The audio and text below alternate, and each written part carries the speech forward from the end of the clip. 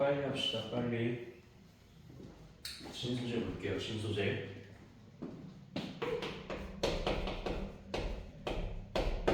자, 신소재는요 파트 3개 있어요. 파트 3개. 그게 전기적 성질을 이용한 신소재, 자기적 성질을 이용한 신소재, 그리고 나머지 이렇게 3개 있는데, 첫 번째 전기적 성질을 이용한 신소재 먼저 봅시다. 당연히 전기적 성질을 이용한 신소재를 알기 위해서는 전기가 통하고 안 통하는 물질들에 대한 얘기부터 먼저 해야겠다. 그래서 우리는 걔네를 크게 도체, 전기가 잘 통하는 놈들, 반도체, 통했다 안 통했다 하는 놈들, 그리고 절연체, 전기가 안 통하는 놈들이라고 부르죠. 그랬을 때 도체 같은 경우에는 저항이 작습니다. 전기 저항이 작아요. 전기 저항이 매우 작기 때문에 전류가 원활히 잘 흐른다라는 얘기고, 그럼 절연체라는 놈들은 반대로 전기 저항이 높은 놈들에 대한 얘기겠지. 전기 저항이 높으니까 전류가 잘 흐르지 않는다. 자, 그럼 반도체는 무엇이냐? 전기 저항이 그때그때 조건에 따라 변합니다. 어떨 때는 저항이 높아졌다가 어떨 땐 저항이 낮아졌다가, 그게 그때그때 변하는 걸 우리 반도체라고 얘기해요. 도체에 무엇이 있냐? 우리가 도체, 반도체, 절연체는 신소재에서 배우지만 금속, 비금속, 중금속은 주기율표 할 때 배웠잖아. 도체 다 금속이죠. 절연체 다 비금속이고, 반도체 대부분 중금속이지. 우리 배웠던 뭐 규속 그런 놈들이 있고, 또 저마늄 이런 놈들이 있다. 이런 놈들이 반도체다 라고 기억을 해주면 좋겠어요. 자, 그럼 이런 도체, 반도체, 절연체 어쨌거나 이런 전기적 성질을 이용해서 무슨 신소재들을 만드냐 라고 하면, 첫 번째 액정 있을 거예요. 액정을 활용한 게 뭐야? 뭐 LCD 같은 것들이 있겠지. LCD 리퀴드 크리스탈 디스플레이입니다. 기본적으로 액체 성분이지만 고체와 같이 분자의 형태를 띠고 있다. 아니, 고체 분자이지만 뭐 흐르는 액체의 성질을 갖고 있다. 그런 식으로도 얘기할 수 있겠고요. 자, 그럼 요 액정이라는 것이 무엇이냐? 액정, 얘네 기본적으로 분자예요. 분자가 뭐야? 공유결합 화합물들이 이렇게 있는 거지. 근데 요 액정 분자들은 막대기 모양인데 책 보면 그림 좀 더 자세히 있을 거예요. 전류를 걸지 않았을 때에는 이렇게 불규칙적으로 막 지들 맘대로 배열되어 있습니다. 자, 그러면은 우리가 요 앞에 편광판이라는 걸 두거든요.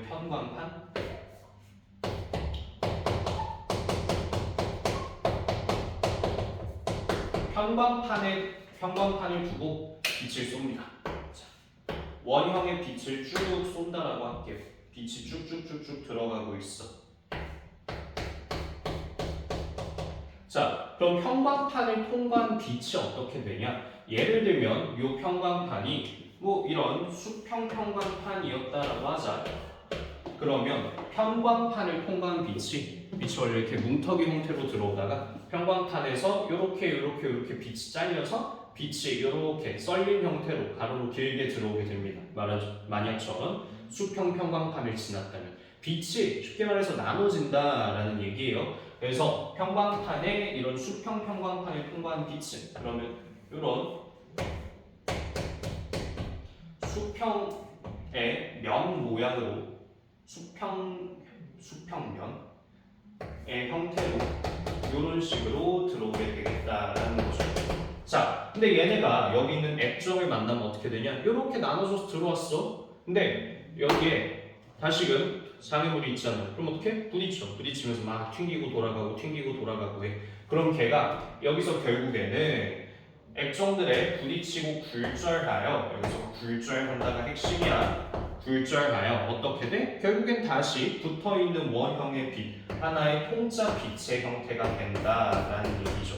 그럼 이 통짜 형태의 빛은요, 우리가 이 뒤에 다시금 편광판을 보여. 앞에는 예를 들면 수직 편광판을 뒀다면 뒤에는 수평 편광판을 둡니다.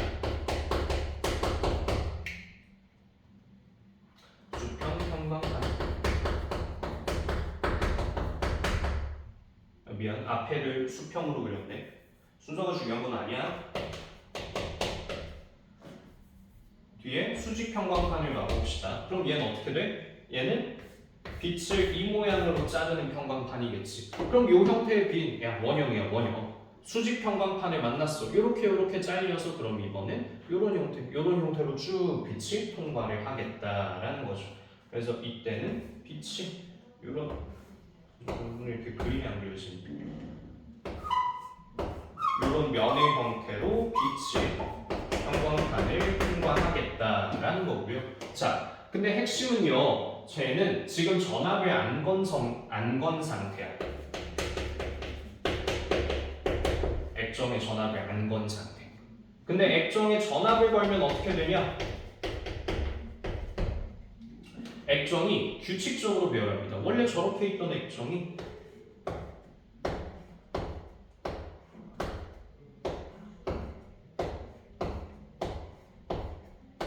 이렇게 규칙적으로 배열하게 돼요. 자, 그러면 여기 다시 수평 평광판 놨어요. 맨 처음에 빛을 이렇게 자른다라고 할게. 통짜 빛이 들어옵니다. 통짜 빛이 들어왔어. 그 다음에 지금 이거 별개예요. 별개. 전압을 없을 때 앞에 그린 거고 전압을 걸었을 때 뒤에 그린 거다. 그럼 빛이 아까 얘기했듯이 이렇게 이런 면의 형태로 나눠져서 들어오겠죠. 자, 그럼 빛이 쭉 수평면의 형태, 이런 면의 형태로 들어옵니다. 근데 앞에서는 액정이 불규칙하게 배열에 있어서 빛들이 맞고서는 여기저기 굴절했다면 액정이 규칙적으로 배열한 순간 빛은요 더 이상 굴절하지 않아요. 때문에 빛이 다음 평광판에 도달할 때까지 이렇게 잘려진 상태를 유지한다라는 겁니다. 근데 이 뒤에 기다리고 있는 건 뭐야? 수평 평광판을 지났더니 뒤에 기다리고 있는 건 수직 평광판이죠. 자, 그러면 이렇게 잘려있는 형태의 빛이 이렇게 자르는 평광판에 만나게 되면 이 빛이 통과를 해 못해? 이 빛이 지나갈 수 없다, 통과할 수 없다라는 얘기입니다. 자, 그래서 액정 혹은 LCD에 대한 얘기를 할 때 가장 중요한 게 무엇이냐? 전압을 걸면요, 빛이 통과해요. 왜? 전압을 걸면요, 액정이 무작위적으로 혹은 불규칙하게 배열하기 때문에 굴절이 일어난다라는 거고요. 근데 만약에 전압을 걸면 어떻게 되냐? 액정이 규칙적으로 배열한다라는 거죠.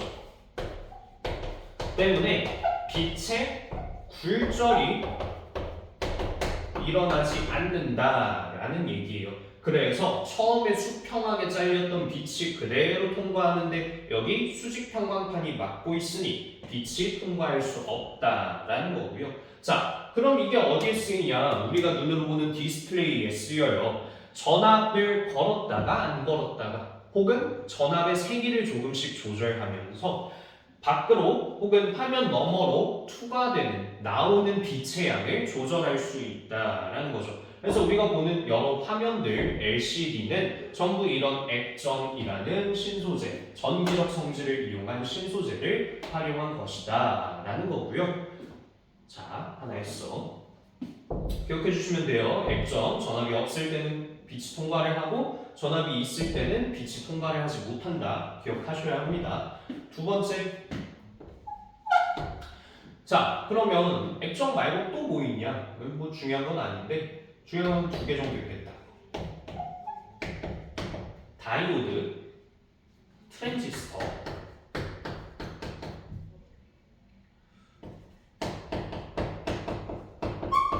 또 뭐 OLED, 발광 다이오드,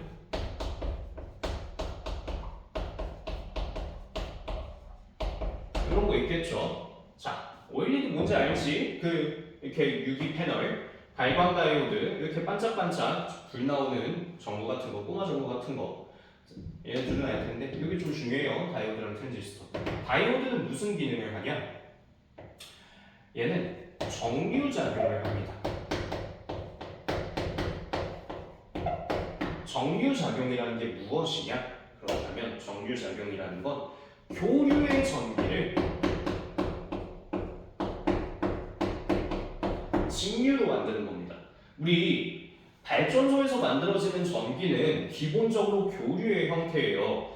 중학교 3학년 2학기 과정에 나오죠. 기본적으로 전자기 유도를 통해 만들어진 전기들은 전부 교류의 형태입니다. 교류라는 게 뭐야? 방향이 바뀐다라는 거예요. 교류는 전류의 방향이 바뀌는 겁니다.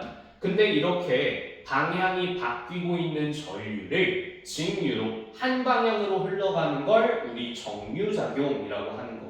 정류작용이라고 부르고요. 이런 정류작용을 하는 게 바로 다이오드의 기능이다라고 보시면 될 것 같아요. 자, 그럼 트랜지스터는 뭐 하냐? 증폭작용합니다. 전기 신호의 사이즈를 키운다라고 보시면 될 것 같고 어디에 많이 쓸까요? 뭐 스피커 같은 데 많이 쓰겠죠. 대표적인 예시는 책 보면서 따라봅시다. 다이오드는 뭐 예시는 안 나와 있네요.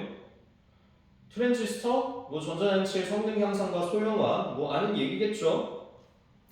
그래서 다이오드와 트랜지스터 조금 잘 기억해 주시는 게 좋겠고 각각의 기능 아셔야 해요. 교류가 뭔지, 직류가 뭔지, 정류작용이 뭔지 아셔야 한다 얘기했다.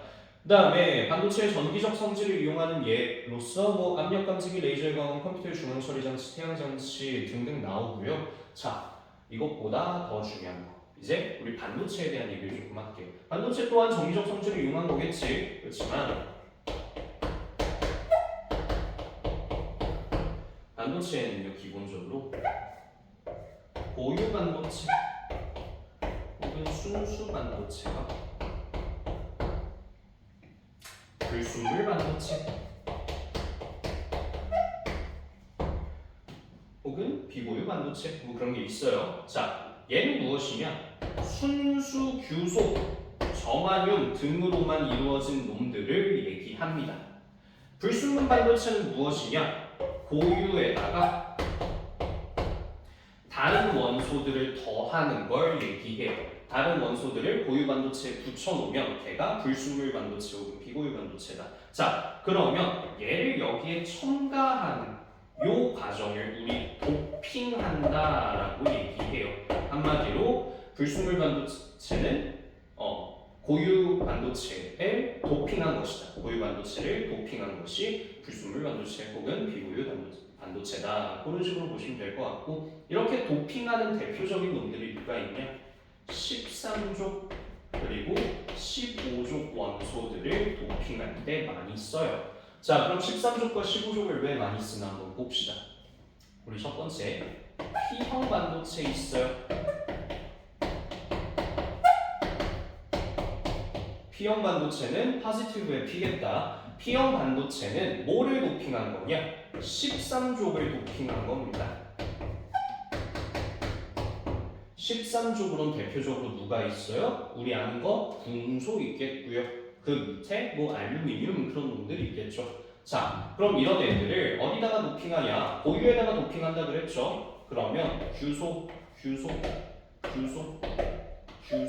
있는데 그 사이에 붕소 하나 섞어 넣는 거야. 그럼 이게 어떤 역할을 하냐? 규소 원자과 전자 4개, 규소 원자과 전자 4개, 4개.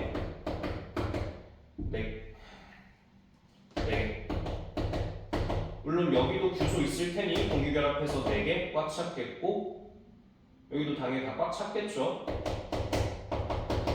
여기 이쪽에 규소 있으니까 쭉 공유해서 꽉 차는 거야. 4개 이런 식으로 다 꽉 차게 되고 얘도 여기 꽉 차고 얘도 여기 꽉 차고 뭐 이런 형태겠다. 근데 중요한 건 붕소를 도핑한 가운데 부분을 보자는 거지. 붕소를 도핑한 가운데 부분은 붕소는 13족 원소이기 때문에 원자과 전자가 3개고 그렇다면 하나, 둘, 셋. 원래 여기까지 가득 채워야 하는데 그치? 가장 바깥 껍질을 전자 8개 만들어야 하는데 그래야지 우리 잠깐 화학 얘기로 돌아가자면 옥텟 규칙을 만족하는데 그죠? 여기 하나가 비었잖아 그치? 우리 이렇게 빈 공간 여기 지금 전자 없잖아 왜? 분소가 원자과 전자가 3개니까 지금 한 칸 비었잖아. 요 빈 공간을 우리 양공이라고 부릅니다. P형 반도체는 이런 양공이 있는 게 P형 반도체예요. 자, 그럼 N형 반도체라는 건 또 무엇이냐?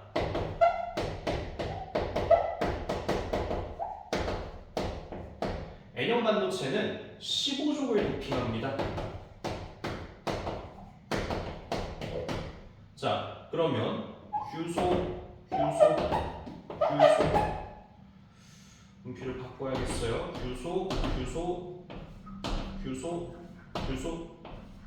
규소 당연히 이렇게 차 있겠죠. 바깥쪽은 안 그릴게, 힘들어. 여기 가운데 15족, 대표적으로 우리 아는 15족 뭐 있어요? 인 있죠, 인을 도핑한다라고 합시다. 그럼 인은요, 원자과 전자가 몇 개야? 5개잖아. 잠깐만, 여기 규소까지만 그려주자. 규소 하나, 둘, 셋, 이쪽 규소가 공유한 것까지. 근데 인은 원자과 전자가 5개야. 그럼 하나, 둘, 셋, 넷, 짝 다 맞췄는데? 이게 위에다 밀까? 짝 다 맞췄는데 지금 몇 개가 남아? 하나가 남네? 그지? 전자가 하나 남는다고. 그쵸? 얘는 전자가 하나 남는다고. 13족으로 도핑한 P형 반도체는 양공이 생기고 15족으로 도핑한 N형 반도체는 전자가 하나 남는다고. 그치? 요거 책 보면 형태도 자세히 있을 거예요. 그치? 뭐 89쪽에 그림으로 있네요. 그래서 요거 전자가 하나 남는다 라는 겁니다. 오케이? 요게 중요해. P형 반도체는 양공이 있고 N형 반도체는 전자가 하나 남는다 라는 거. 오케이? 얘네가 뭐 전하 나르게의 역할을 한다 그런 식으로도 얘기하는데 그건 조금 이따가 볼 얘기고. 자, 그러면 이 P형 반도체와 N형 반도체를 어디에 쓰냐?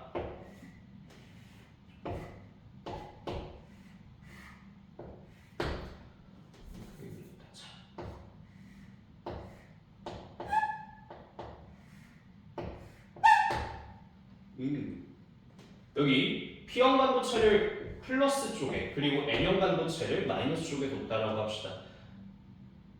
도선에서 혹은 회로에서 긴 쪽이 플러스인 건 알죠? 그래서 플러스 쪽에 P형, 마이너스 쪽에 N형을 붙였다라고 할게요. 이걸 순방향으로 붙였다라고 얘기해요. 순방향으로 P형 반도체와 N형 반도체 각각의 플러스와 마이너스 극에 연결을 하면 어떤 일이 생기냐? 전자는 기본적으로 어디서 어디로 움직이려 그래? 전자는 마이너스에서 출발해서 플러스 쪽으로 가려고 하죠. 그지?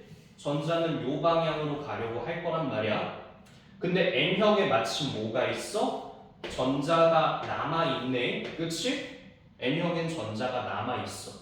P형에는 뭐가 있어? 그 전자들이 지나갈 수 있는 양공이 존재하네. 그지?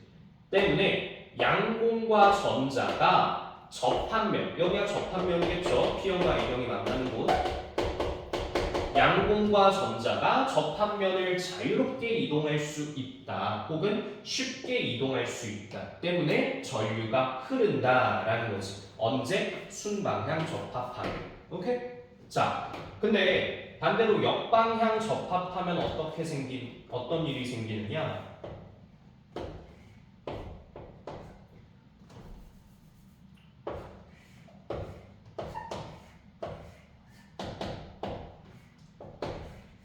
오른쪽을 플러스로 바꿔주자. 오른쪽이 플러스야. 여기 N형, 여기 P형. 지금 P형 반도체가 마이너스 극 쪽에 연결이 됐고 N형 반도체가 플러스 극 쪽에 연결이 됐네요. 그러면 자, 전자는 마이너스에서 나와서 플러스 쪽으로 가려고 할 텐데 그럼 N형 반도체엔 전자가 남잖아. 여기 있는 전자들이 어느 쪽으로 이동한다고? 플러스 쪽으로 이동한다고. 그리고 여기에 있는 양공들은 어느 쪽으로 이동할까? 이쪽으로 이동하겠죠. 양공들. 물론 양공 자체가 실질적으로 움직이는 건 아니야. 자, 그러면 양공과 전자가 접한면을 통과해 안 해? 접한면을 통과하지 않아. 그럼 전류가 흘러 안 흘러? 안 흐른다라는 얘기지. 그래서 P형과 N형을 순방향으로 접합시키면 접합면을 통과하는 양공과 전자들이 존재하므로 전류가 흐르게 되고 반대로 역방향으로 접합하면 전류가 흐르지 않게 된다라는 거고 이게 누구의 원리야? 다이오드의 원리야. 다이오드를 다른 말로 PN 접합 반도체 혹은 그냥 PN 반도체 그런 식으로 부르는데 그게 왜 그런 거야? 자, 전류의 방향이 바뀌는 교류 전류를 증류로 바꿔준다 그랬잖아. 교류라는 건 결국엔 뿔마가 맞뿔로 맞뿔이 뿔마로 계속해서 이게 바뀌는 거거든. 그럼 P형 반도체와 N형 반도체를 연결한 다이오드를 이 상태로 뒀으면 순방향 접합일 때에는 순방향으로 연결됐을 때에는 P형의 플러스 쪽에 붙어있을 때에는 전류가 흐르다가 이게 마이너스 극으로 바뀌는 순간 마이너스 플러스로 바뀌는 순간 전류가 안 흐르게 될 거다라는 거죠. 그래서 이게 바로 다이오드가 작용하는 원리이다까지 봐주실 수 있겠고요. 하나만 더 우리 여기서 실질적으로 양공이 움직이는 건 아니야. 그지? 근데 양공만 한번 떼놓고 보자. 이게 양공이라고 할게. 물론 여기가 접합면이고 여기 이제 플러스 쪽이 있는 거 요만큼만 떼서 보는 거야. 그럼 봐봐. 전자가 여기 채웠죠? 맨 처음에 전자가 여기 채우고 전자가 플러스로 이동하니까 이만큼 또 채우고 그쵸? 또 전자가 이렇게 이동하고 그지? 전자 하나 빠져나갔고 전자 이렇게 되네요. 그죠? 그럼 다시 양공의 움직임에 집중해서 봐봐. 양공이 처음엔 왼쪽에 있다가 오른쪽으로 양공이 움직이는 것처럼 보이죠. 그쵸? 그래서 양공 자체의 움직임 방향은 접합면 쪽을 향해 움직인다. 혹은 양공의 움직임 방향은 전자의 움직임 방향과 반대이다까지도 조금 기억을 해주는 게 좋을 것 같아요. 오케이?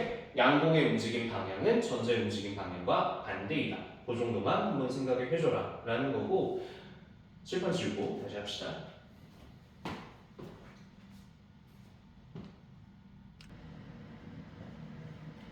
자, 이어서 합시다.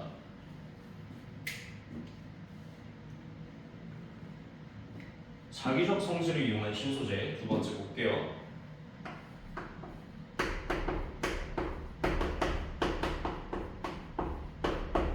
자기적 성질을 이용한 신소재. 아까 첫 번째는 전기적 성질을 이용한 신소재였어.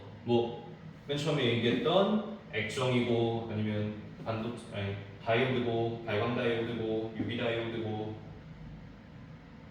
트랜지스터고 그다음에 N형 반도체, P형 반도체 그런 거 다 전기적 성질이야. 두 번째 자기적 성질을 이용한 신소재를 볼게요. 여기는 이제 최근에 굉장히 핫했던 초전도체에 대한 얘기가 나와요. 자, 그럼 초전도체에 대한 얘기가 나오면 반드시 두 가지 성질을 기억을 해줘야 돼. 초전도체의 성질 첫 번째는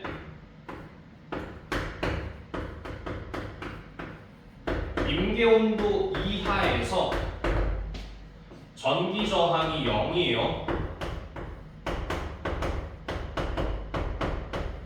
두 번째는 임계온도 이하에서 마찬가지로 자기력을 밀어냅니다. 자기장을 밀어내요.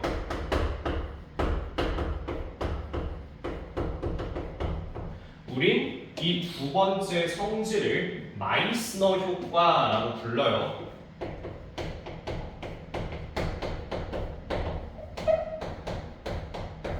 자, 첫 번째 성질이 뭐라고? 임계온도 이하에서 전기저항이 0이라고. 두 번째가 뭐라고? 임계온도 이하에서 자기장을 밀어낸다고. 마이스너 효과. 자, 그럼 첫 번째 성질부터 한번 구체적으로 얘기를 해봅시다. 얘는요, 온도와 전기 저항에 대한 그래프를 그려본다면 그 그래프가 처음엔 전기 저항이 있다가 온도가 임계온도가 되는 순간 저항이 0이 된다고. 그럼 여기가 임계온도겠지. 그럼 무슨 말이야? 예를 들면 임계온도가 섭씨 0도, 이것만 해도 굉장히 대단한 거죠. 섭씨 0도가 되는 초전도체가 있다고 하면 걔는 마이너스 1도에서는 전기 저항이 0이라고. 여기가 0도니까 마이너스 1도에서 0, 마이너스 2도에서도 0, 마이너스 5도에서도 0인데 임계온도인 0도보다 살짝 높은 1도부터는 저항이 생기기 시작한다고요. 자, 그럼 전기 저항이 0인 게 왜 개쩌는 거냐? 전기 저항이 0이다라는 거는 에너지 손실이 발생하지 않는다는 거야. 그럼 첫 번째로 발전소에서 만드는 전력을 우리 집까지 손실 없이 쏠 수 있다는 얘기지. 그리고 두 번째로 에너지 손실의 대표적인 형태는 열이거든요. 열로서 손실되는 에너지가 굉장히 많단 말이지. 차도 오래 달리면 엔진이 뜨거워지고 뭐 핸드폰 오래 쓰면 핸드폰 뜨거워지고 그러잖아. 열로서 손실되는 에너지가 0이라는 거야. 그럼 무슨 말이야? 핸드폰을 24시간 써도 안 뜨거워진다고. 또 차를 24시간 몰아도 엔진이 안 뜨거워진다고. 물론 걔는 사실 조금 논외긴 하다. 그래. 엔진은 조금 다른 얘기다. 미안. 전기차 생각해 봅시다. 내용인 건 말고. 전기차 오래 타도 안 뜨거워진다고. 그런 얘기예요. 그러면 우리 왜 슈퍼컴퓨터들 같은 거 보거나 아니면은 그런 어떤 데이터 서버 센터, 데이터 센터 같은 데를 보면은 냉각에 굉장한 돈을 쓰거든요. 발생한 열을 처리하기 위해서 어떻게든 서버 혹은 컴퓨터의 온도가 올라가는 걸 막기 위해서 돈을 엄청나게 쓴단 말이지. 그래서 뭐 마이크로소프트인가 어딘가는 애초에 데이터 서버를 그 잠수함 같은 데다가 넣어다가 바다 안에 박아버렸잖아. 그게 왜 그래? 상대적으로 물은 비열이 커서 온도가 잘 안 변하니까 바다 안에다가 서버를 박으면은 차라리 오히려 온도가 덜 오르고 그거 유지 보수하는 게 온도 낮추는 거 관리하는 것보다 싸다라는 거지. 그만큼 전기 저항이 0이라는 거, 즉 에너지 손실이 발생하지 않는다라는 건 대단한 거예요. 그렇죠? 두 번째, 자기장을 밀어낸다 마이스로 볼까? 이건 뭐 많이 봤겠지. 우리 왜 LK99 초전도체 작년에 핫했잖아요. 그거 실험할 때 뭐 했냐면 요만한 자석 위에다가 그거 이렇게 띡 올려가지고서는 LK99 이거 톡톡 건드는데 얘가 뜨나 안 뜨나 봤잖아요. 그래서 대부분의 실험에서 걔는 이제 초전도체가 아니다, 초전도 현상을 관찰할 수 없다, 그런 결론이 나긴 했지만 어쨌거나 그럼 얘는요 자석 위에 이렇게 물질이 둥둥 뜬다는 거예요. 왜? 이 자석은요 기본적으로 N극에서 나와서 S극으로 들어가는 자기력 선들의 모임인 자기장을 형성하고 있어요. 자기장 그림이 잘못됐다. 자, 어쨌거나 이런 자기력 선들이 존재한다고. 근데 얘는 요 선들을 밀어낸다니까? 밀려 그래. 그럼 어떻게 해야 돼? 지가 떠야겠지. 그치? 자, 여기서의 핵심은 N극이 위고 S극이 아래인 거. 이게 중요한 게 아니야. S극이 위고 N극이 아래여도 자기력 선, 즉 자기장은 동일하게 존재하잖아. 그러니까 얘는 자석 자체를 밀어내는 놈이다 라고 생각하시면 돼요. 언제? 인기온도 이하에서 자기장을 밀어낸다. 뭐라 부른다고? 마이스너 효과라고 부릅니다. 자, 그러면 중요한 얘기 끝났어요. 우리가 왜 작년에 핫했던 LK99 상온 상압 초전도체였잖아. 상온 상압 초전도체 이게 왜 개쩌는 거냐면 25도씨 1ATM에서 그러니까 평상시에 얘는 초전도 현상을 나타낸다라는 거야. 우리 지금 초전도체들 있어요. 찾아낸 것도 있고 만든 것도 있어. 근데 그 초전도체 그럼 그렇게 개쩔고 좋은 걸 왜 안 써? 비싸니까. 뭐가 비싸? 걔를 만드는 게 비싼 것보다 그게 임계온도 이하에서만 초전도체의 특성들이 나타나는데 그 임계온도까지 온도를 내리는데 돈을 너무 많이 써야 된다는 거지. 예를 들면 임계온도가 영하 200도여요 봐. 그러면은 영하 200도에서만 걔가 전기저항이 0이래. 영하 200도 이하에서만. 그러면 뭐 전선에 쓴다 그러면 그 전선의 온도를 200도 이하로 낮추는 게 훨씬 돈이 많이 든다는 거지. 오케이? 그렇기 때문에 상온상압 초전도체라는 건 우리가 일상생활에서 한마디로 온도를 낮추는데 돈을 안 써도 되고 압력을 변화시키는데 돈을 안 써도 되고 그냥 일상생활에서 걔는 전기저항이 0이고 마이스너 효과를 나타낸다. 아, 그러면 지금 당장 전 세계의 전선들을 그걸로 바꿀 수 있겠지. 그러면 열 손실이 줄어들고 에너지 손실이 줄어들고 에너지 효율이 증대되는 그런 일이 벌어지겠죠. 그렇죠? 그렇지만 안타깝게도 얘는 뭐 가짜 진짜가 아님을 초전도체가 아님이 밝혀졌고요. 어쨌거나 이런 게 초전도체다. 그럼 이런 초전도체를 쓴 대표적인 것들이 뭐가 있냐? MRI. 초전도 현상을 이용한 장치고요. 초전도체가 이용되어 있는 거고 또 자기부상열차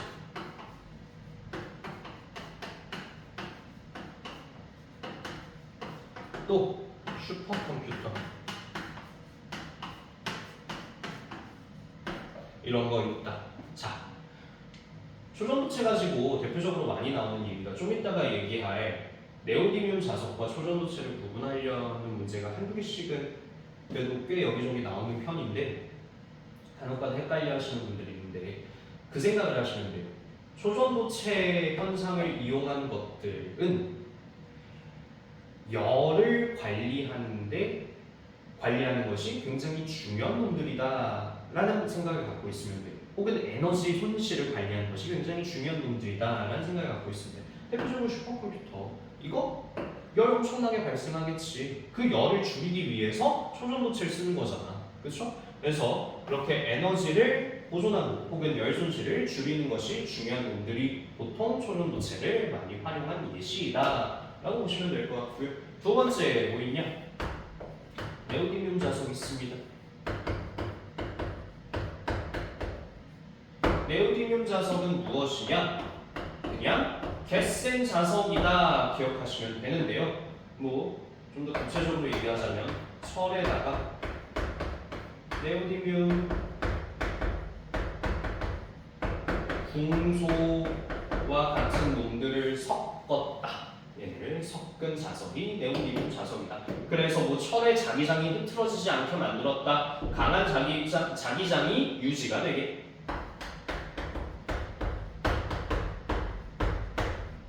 유지할 수 있는 강한 자석을 만든 게 네오디뮴 자석이다 라고 보시면 될 것 같아요. 어디에 쓸까요? 뭐 강한 게 필요한 데다가 쓰겠죠. 강한 자석이 필요한 데다가 뭐 디스크 로터 뭐 그런 데다 쓴다고 하네요. 저도 자세히 몰라요. 책에 있는 거 보시면 하드디스크의 헤드를 움직이는 장치, 고출력 소형 스피커, 강력 모터 어쨌거나 강한 거 필요한 데 쓴다. 그 정도 아시면 되겠고요. 세 번째 기타예요. 기타. 나머지. 자, 여기서는 탄소 이용한 거 하나 나오고요. 자연 관련된 것들 나와요. 탄소 이용한 거 먼저 얘기해 봅시다.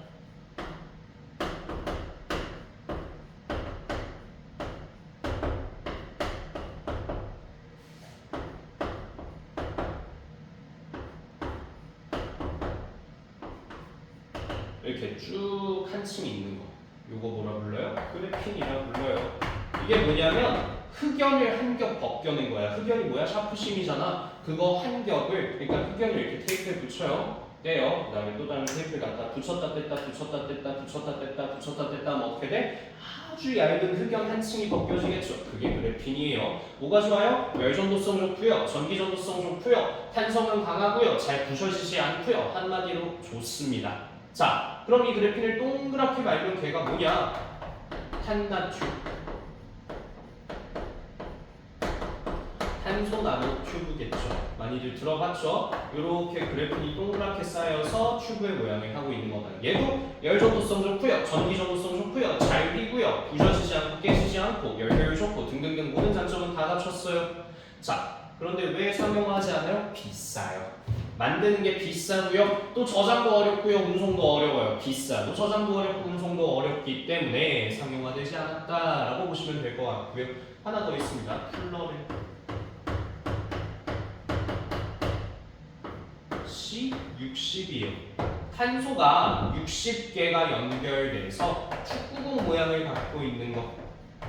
요게 플러렐이에요. 그 책에 날개 보시면 그림 있을 테니까 그거 보시면 되겠고, 플러렐은 탄소 60개가 연결돼서 축구공 모양을 갖고 있는 거다. 얘는 뭐 하냐면 그 축구공 가운데 우리가 필요한 걸 넣고서는 운송시킬 수 있어요. 예를 들면 어떤 약물을 몸 안에 어디에 보내고 싶다 그러면 플러렐 안에다가 약물을 넣고서 몸 안에 주사하면 약물이 필요한 곳까지 안전하게 운송될 수 있겠다 정도 볼 수 있겠고요. 두 번째, 자연을 모방한 거. 는 책을 보고 같이 봅시다. 책에 보면은 뭐 앞에서부터 그 도마뱀 발바닥 본 따서 뭐 만들었대요? 개코 테이프 만들었대요. 그 다음에 뭐 있었지? 도마뱀 발바닥 본 따서 개코 테이프 만들고, 그 홍합의 그 이렇게 홍합이 벽에 붙어 있는 돌에 붙어 있는 그 팔 같은 거 있잖아요. 그거 본따서 뭐 만들었다? 뭐 수중 접착제, 의료용 접착제, 의료용 테이프 그런 거 만들었다. 물기가 있어도 잘 붙을 수 있게 해주는 거 그런 거 만들었다. 그리고 뭐 박쥐, 초음파 이용해서 로봇 청소기 만들었다. 그리고 밑에 가시면은 독고마리 중요해요. 독고마리 잘 나와요. 독고마리 이렇게 옷에 붙는 식물이죠. 독고마리 이용해서 뭐 만들었다? 벨크로 테이프 만들었다. 등등등등등 여러 가지 얘기가 나옵니다. 그게 자연을 모방한 신소재다라고 보시면 될 것 같고요. 결국 신소재 단원의 핵심은요. 기본적으로 전기적 성질과 자기적 성질, 기타 당연히 이게 무슨 성질을 이용한 것인지를 구분할 수 있어야 하고요.